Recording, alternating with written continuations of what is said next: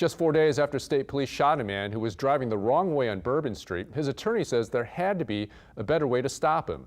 Eric Cullender was arrested Saturday night after he was released from the hospital. He told his attorney that he didn't see troopers trying to stop him. Cullender was seen in this video driving the wrong way on Bourbon Street and two troopers running alongside his car. A trooper fired one shot into the car, hitting Cullender in the stomach. Don't believe that it's first shoot and then come up with something else. So I'm just, I'm a little bit, concerned that was, and I understand where people are like, well, who knows what could have happened? He could have run into people, and and again, I'm not a police officer, I'm just a lawyer.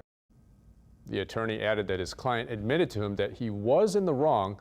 Cullender faces one count of resisting an officer and other charges.